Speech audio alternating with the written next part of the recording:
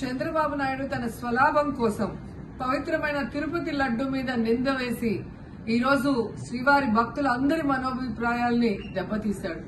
So మళ్లీ ఆ భక్తుల మనోభిప్రాయాల్ని పునరుద్ధరించాలని, దానికి సుప్రీంకోర్టు కలుగజేసుకుని ఇది విచారించి నిజానిజాలు తెలపాలని మొదటి నుంచి మేము కోరుకుంటూనే ఉన్నాం. ఈరోజు సుప్రీంకోర్టు ఈ కేసుని స్వీకరించడం జరిగింది.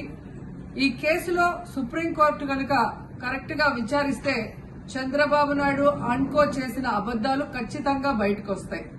ఎందుకంటే మీరే చూశారు, చంద్రబాబు నాయుడు లాంటి వాళ్ళు ఒక సీఎం స్థాయిలో ఉండి తప్పు జరిగిందా లేదా అని విచారణ చేయకుండా, ఎటువంటి సాక్ష్యాధారాలు లేకుండా కేవలం జగన్మోహన్ రెడ్డి గారిని టార్గెట్ చేయాలి, ఆయన మీద నింద వేయాలి, ఆయన్ని హిందువులకి దూరం చేయాలన్న ఒక దురుద్దేశంతోనే ఈ యొక్క కామెంట్ చేశాడు అనేది స్పష్టం కాబోతుంది.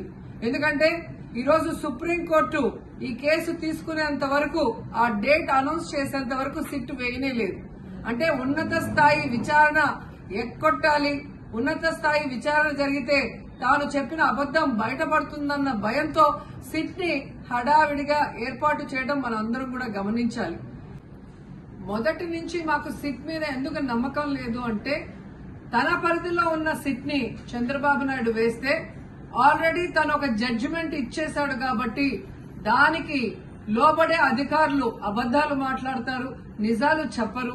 ఎందుకంటే ఈరోజు సిట్ లో వేసిన అధికారి అడిషనల్ డీజీ, ఆయన కన్నా పెద్ద ర్యాంక్ లో ఉన్న టీటీడీ ఈఓ, ఐఏఎస్ ఆఫీసరు మొదట మాట్లాడిన స్టేట్మెంట్ కి చంద్రబాబు నాయుడు గారు అబద్దం చెప్పిన స్టేట్మెంట్ తర్వాత మాట్లాడిన దానికి తేడా చూస్తేనే ఈ సిట్ అనేది సిట్ అండ్ స్టాండ్ కి తప్ప దేనికి పనికిరాదనేది అర్థమైంది.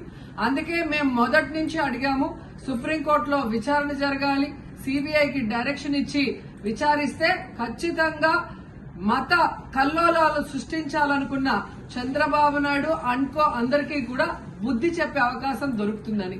సో ఈరోజు విచారణ స్టార్ట్ అయింది.